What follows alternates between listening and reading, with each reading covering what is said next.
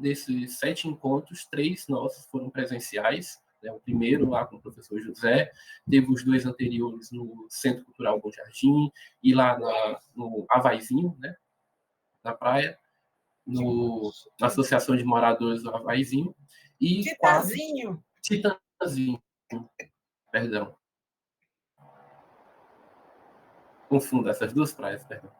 E 4 desses encontros foram no formato online, né? Inclusive esse e o próximo, que a gente vai dar mais informações, né, quando estiver finalizando esse encontro. Então, eu queria fazer a apresentação da mesa, né, que compõe, sempre ilustrar a presença da professora Clélia, que está pontualmente em todos os encontros, pontualmente às 9 horas da manhã. Então, a professora Clélia é coordenadora do Fortaleza, do Observatório das Metrópoles, e juntamente com o professor Alexandre, é um dos organizadores desse livro Reforma Urbana e Direito à Cidade. Bom, esse encontro de hoje, ele tem a dupla dinâmica, né, do professor Alexandre Pereira, né, professor do Departamento de Geografia, tem trabalhos voltados à área do turismo e dos lazeres, é autor do livro, por exemplo, Urbanização vai à praia e Lazer à praia, e vai fazer a introdução dessa fala e vai dar mais explicações de como é que foi feita a construção desse livro e desse capítulo, né, tão importante, né, que a gente coloca não só a habitação, não só mais a questão da pobreza, mas também o lazer, o direito ao lazer. E aí o professor Eustógio Dantas também vai complementar essa fala, né, fazer uma participação especial nessa mesa, né? O professor Eustógio Dantas é professor do Departamento de Geografia da UFC, autor de livros best-seller da geografia Maravista e Maritimidade nos Trópicos, né? Todo mundo conhece. Então, agradecemos a presença também do professor Eustógio, né? Agradeceu essa presença logo pela manhã, e depois da fala do professor Alexandre, o professor Eustógio fará essa complementação de como é que foi construído esse livro, de como foi construído esse capítulo e de qual a importância, né, do lazer na conquista do direito à cidade. E aí eu também quero agradecer a presença, né, do Marcos Levi, que a gente conheceu no encontro anterior, né, lá na CCBJ. Agradecer também a presença dele, de estar pontualmente aqui às 8 da manhã, conhecer essa turma aqui de universitários, querendo aprender sobre o direito ao lazer, o que é o direito ao lazer, o que significa tudo isso. Né? O Marcos Levi, ele é educador social, mestre em Sociologia pela UFC e licenciando em Filosofia pela UES, e atualmente cursa o MBA, que é Gestão de Projetos da USP, né? Além de participar, né, do núcleo CCBJ, né, que é o Complexo Cultural do Bom Jardim, né, um dos atuantes nesse sentido, é articulador institucional da campanha nacional Criança Não é de Rua, vinculado à Associação Beneficente O Pequeno na Lazareno, né? Já foi articulador institucional da equipe interinstitucional da abordagem de rua, 2012, e também da campanha da ANA, né? E a construção da rede de combate à violência sexual em Cabo Verde, né? Então, de atuação política e social, o Levi aí tem um longo currículo, né, para falar para a gente o que é que significa o direito ao lazer, contribuir para essa discussão.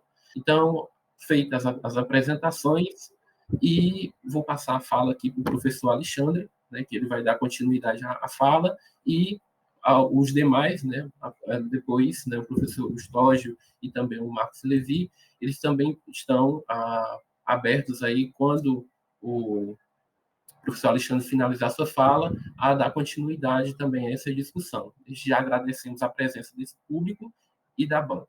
Professor Alexandre, é com o senhor. Bom dia a todos. Vou cumprimentar aqui quem chegou aqui depois da nossa inicial conversa. Antes de adentrar na discussão em si, eu vou compartilhar logo, e aí vocês compartilhar uma tela rápida, são poucos slides, mas eu acho que seriam interessantes, aí vocês só me avisam se está tudo ok, tá bom, Caio?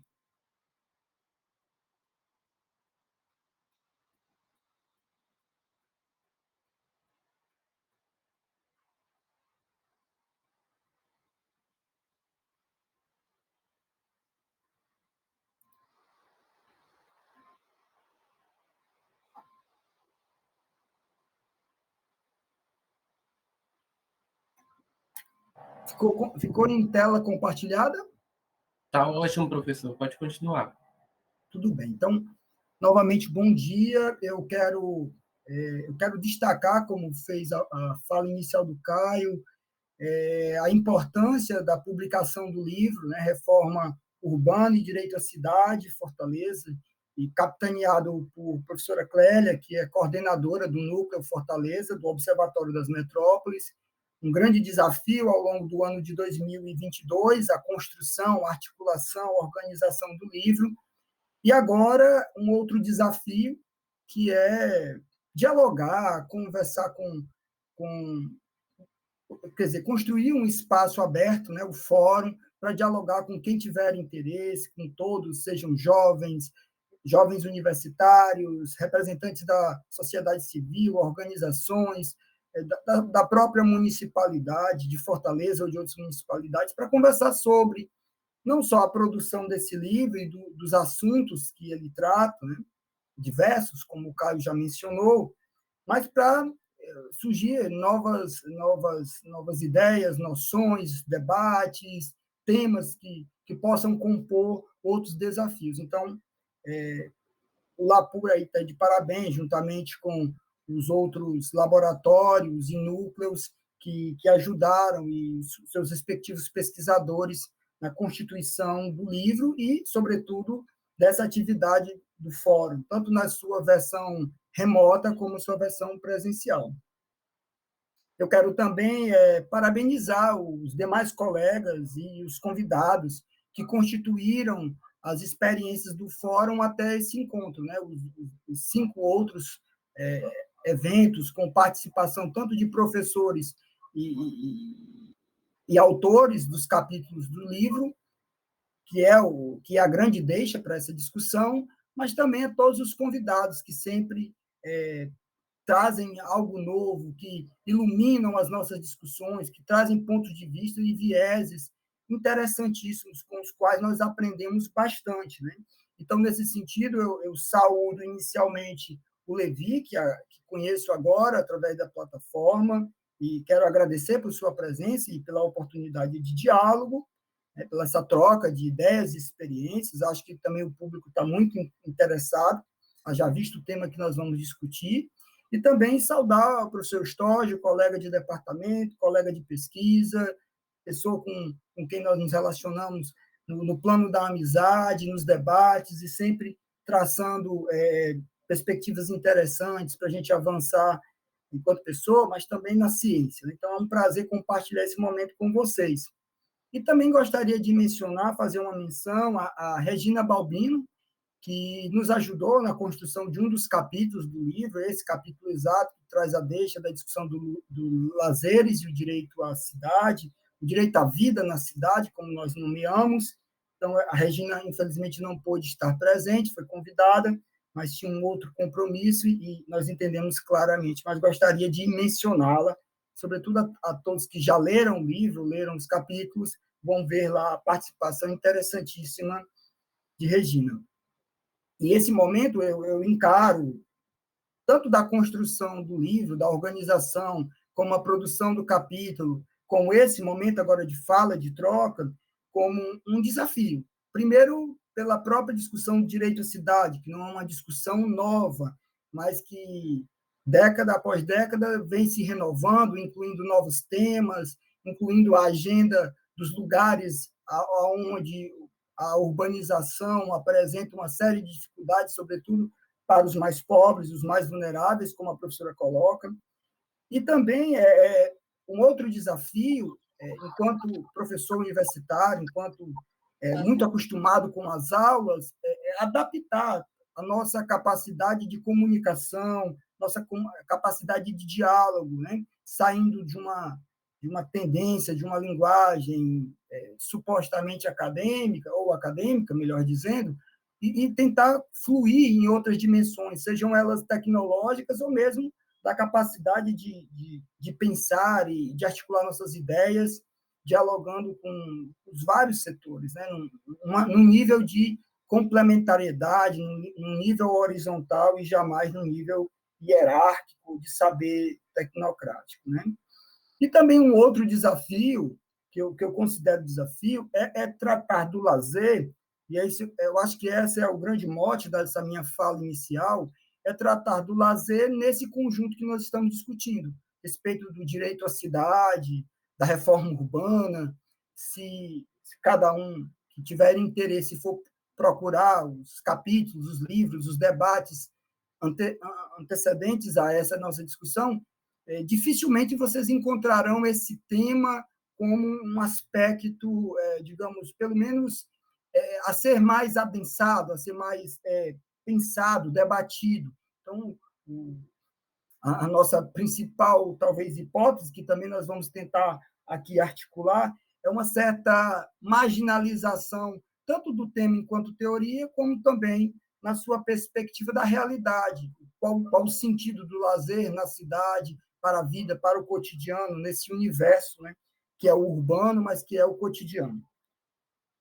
Então, a minha fala, eu considero uma fala mais introdutória, e aí eu acredito que o professor Stordi vai avançar em temas específicos sobre o turismo, a incorporação de uma cidade litorânea marítima, como é o nosso caso, né, que é o nosso universo de pesquisa fundamental, né, Fortaleza, e a partir daí eu vou apresentar algumas impressões que tenho a respeito do tema da discussão dos lazeres nessa perspectiva da agenda do direito à cidade, do direito à vida na cidade, e destacar algumas hipóteses. Então, são que nós pensamos e discutimos no capítulo, mas que também não estão só nas ideias no capítulo. Haja vista que essa exposição não se prende unicamente ao texto do livro, mas que pretende, inclusive, criar novas agendas de pesquisa, de debate, de discussão política. Essa é a intenção. Então, vamos avançar.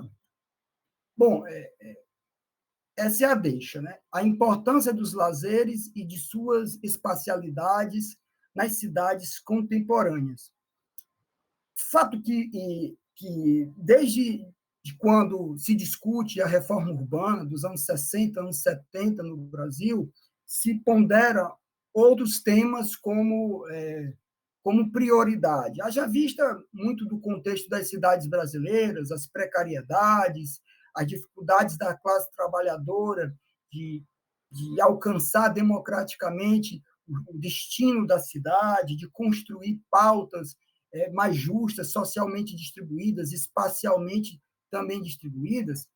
E o tema do lazer, muitas das vezes, com aquela lógica da ideia de que o lazer é uma distração, um pão e circo, e que colocava uma penumbra ou eclipsava, supostamente, outros temas mais importantes, como a habitação, como o direito ao saneamento, ao trabalho.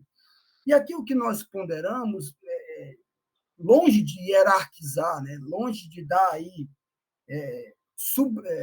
substituir agendas, essa não é a questão, mas o que nos trouxe ao debate, a ponderar a ideia dos lazeres e do turismo nas cidades, para esse debate do direito à cidade, é exatamente dizer que o lazer ele não está para substituir as outras pautas, para eclipsar as outras pautas, mas como nós podemos, pesquisadores, movimento social, os diferentes níveis de governança, podem trazer também a lógica do lazer, da diversão, da cultura, como um direito e como uma prática. Haja vista que a cidade é marcada pelos cotidianos. E como pensar hoje o cotidiano da cidade desprezando a dimensão do lazer, da cultura, dos esportes?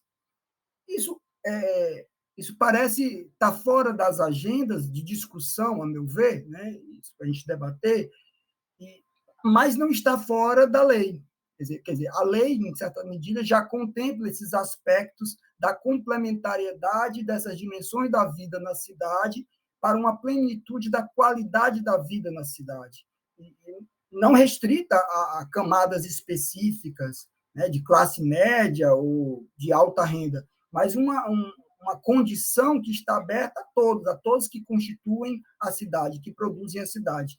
E aqui eu trago um dos incisos do artigo 2º do Estatuto das Cidades, que é uma das principais referências em termos de legislação nacional, que à época de sua publicação, de sua votação foi tratado, inclusive, como uma conquista dos setores mais progressistas, do pensamento do planejamento urbano, da reforma urbana, isso lá em 2001, e lá no seu artigo 2º, quando ele vai falar do objetivo da política urbana, um dos seus itens, desses objetivos listados, está lá esse que vocês veem agora, e é claro, está em destaque o lazer como uma das dimensões, como um dos horizontes importantes que compõem a vida nas cidades.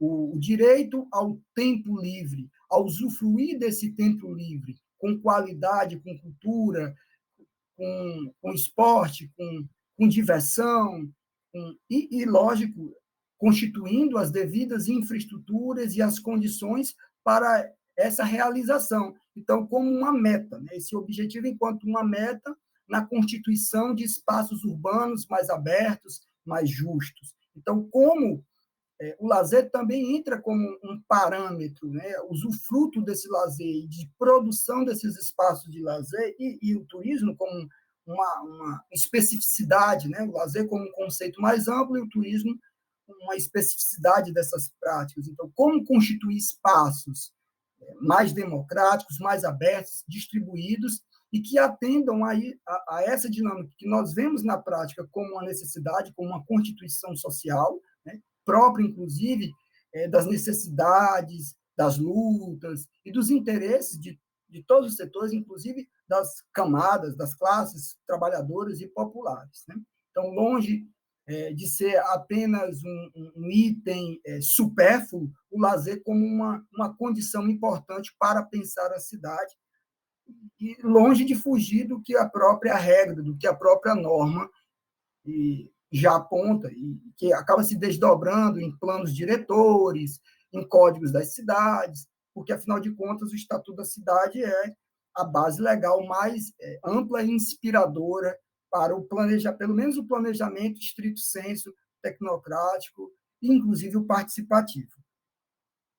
Nesse sentido, uma primeira discussão, que é uma discussão que pode parecer polêmica, que o nosso debate, construído por mim, pelo professor Stógio, pela Regina, né, no capítulo, mas que também surge, traz essa discussão, né? O lazer não é estudado ou planejado como deveria.